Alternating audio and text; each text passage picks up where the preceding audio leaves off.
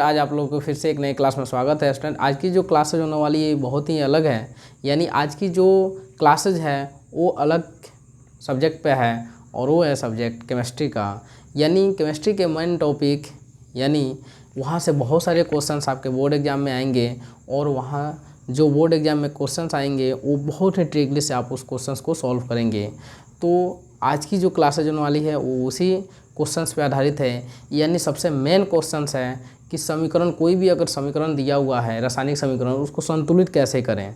मान लीजिए कोई समीकरण है कि नाइट्रोजन हाइड्रोजन से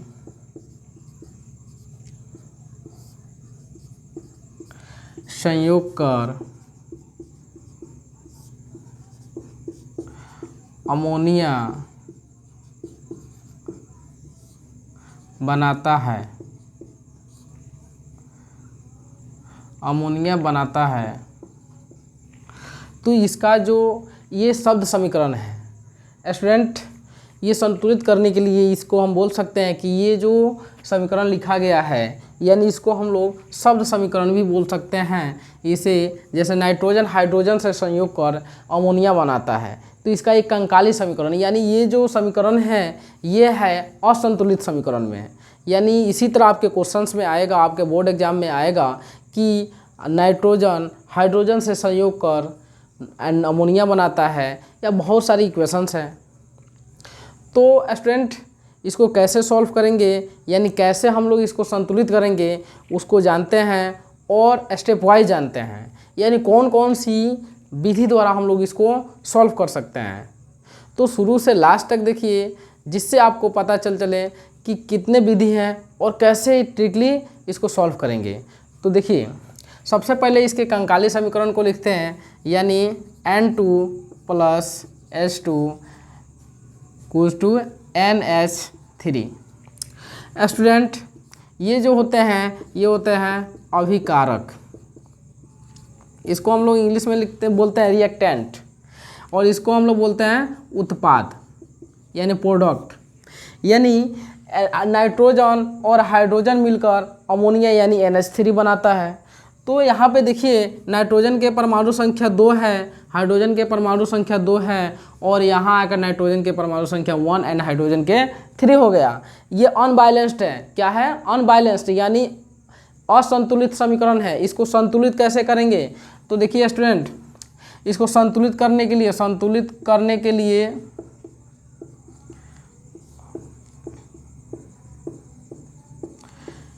लिए दो विधि होता है।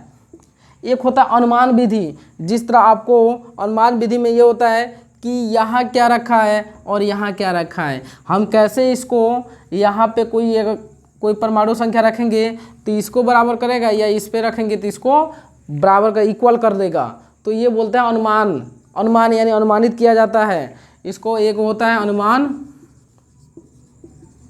और दूसरा होता है बीजगणितीय। यानी एक अनुमान विधि द्वारा होता है, एक बीजगणितीय विधि द्वारा होता है। तो स्टूडेंट इसमें दोनों सीखेंगे। यानी सब फर्स्ट टाइम सीख लेते हैं अनुमान विधि, उसके साथ ही साथ बीजगणितीय विधि सीखेंगे। तो देखिए अनुमान विधि में क्या होगा कि यहाँ पे देखिए, यहाँ पे N2 है, यानी नाइट्रोजन के 2 परमाणु है और उत्पाद में 1 परमाणु है। तो इसको सबसे पहले हम लोग 2 करेंगे, इसको हम लोग 2 करेंगे। जब 2 करेंगे तो नाइट्रोजन के कितना हो गया? 2 हो गया। स्टूडेंट ये नाइट्रोजन हाइड्रोजन जो भी दिया हुआ है, अमोनिया दिया हुआ है, हाइड्रोजन दिया हुआ है, नाइट्रोजन दिया हुआ है, इसको सॉल्व करने से पहले सबसे पहले इसमें घेरा लगा लीजिएगा।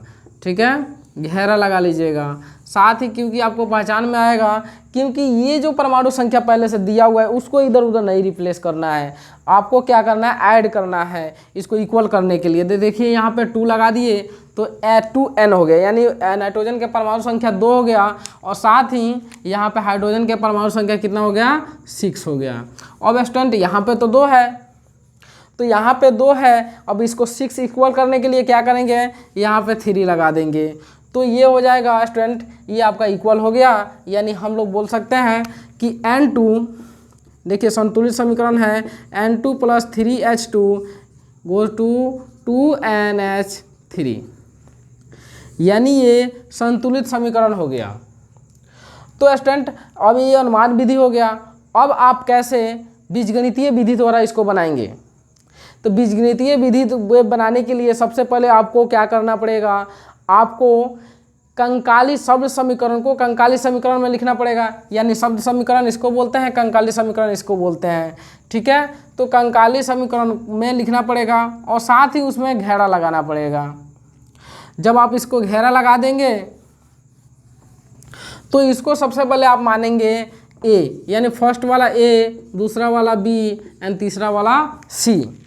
यहाँ पे स्टूडेंट बहुत सारे अगर दूसरा प्लस करके दिया हुआ हो तो उसको डी मान लेंगे हम लोग। चलिए उसके बाद देखिए स्टूडेंट यहाँ पे ए है, तो यानी हम लोग 2a, कितना है यहाँ पे परमाणु, तो 2 है, यहाँ पे ए है, तो n के लिए लिखेंगे, n के लिए है 2a = c में क्या है, यानी c कितना है, तो 1 है, ऐसे मानेंगे, ऐसे हम लोग लिखेंगे इसको। तो यहाँ पे क्या हो जाएगा स्टूडेंट, a = c/2, यानी a का वैल्यूएशन c में आ गया। उसके बाद देखिए यहाँ पे h के लिए, तो h के लिए स्टूडेंट यहाँ पे क्या है, h के लिए 2b = 3c, 2b = 3c। अब यहाँ पे देखिए b बराबर क्या हो जाएगा, 3c/2, यानी c के फॉर्म में लाना है। तो c के जब फॉर्म में आ गया तो हम इसको क्या करेंगे, इसको अनुपात में रखेंगे, यानी a अनुपात b अनुपात c, a अनुपात b अनुपात c होगा, तो ये हो जाएगा c/2 अनुपात 3c/2 अनुपात c, c/2 अनुपात 3c/2 अनुपात c, यानी हम इसको 1 मान लेंगे, c को क्या करेंगे, 1 मानेंगे। जब इसको आप 1 मानिएगा तो ये हो जाएगा आपका 1/2 अनुपात 3/2 अनुपात 1। अब स्टूडेंट देखिए यहाँ पे 1/2 अनुपात 3/2 अनुपात 1। अब यहाँ पे इसके 2 क्या हो गए, 2 इसका एलसीएम हो गया। जब 2 एलसीएम हो गया तो ये 1 अनुपात 3 अनुपात ये 2 हो जाएगा। इसका मतलब ये है कि a का जो वैल्यू है, a का वैल्यू है ये 1 आ गया। कितना आ गया, 1। यहाँ पे b कितना है, तो 3 है, c कितना है, तो 2 है। यानी आप लोग देख लीजिए कि अनुमान विधि से भी आप उतना ही लाए जितना कि आपने बीजगणितीय विधि से लाए। तो स्टूडेंट आपकी अगर एग्जाम में ऑब्जेक्टिव में या अगर क्वेश्चंस कोई अगर शब्द समीकरण दे रहा है और इसको बोल रहा है बैलेंस्ड क्या होगा, तो आप लोग क्या कीजिएगा कि अनुमान विधि को फॉलो कीजिएगा, जिससे आपका टाइम का बचत होगा, टाइम का सेविंग होगा और आप जल्दी से उस क्वेश्चंस को प्रूफ कर देंगे। तो स्टूडेंट अगर आपको अच्छा लगा हो, आज की जो क्लासेज अच्छा लगा हो, तो आप चैनल को ज़रूर सब्सक्राइब कीजिए एंड वीडियोज को लाइक कीजिए। और साथ ही अगर किसी प्रकार की आपके पास डाउट है तो आप कमेंट बॉक्स में डाल सकते हैं।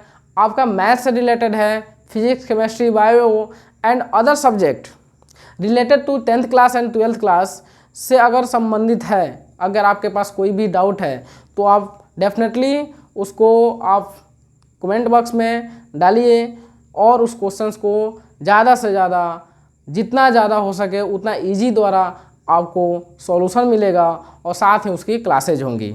तो थैंक यू।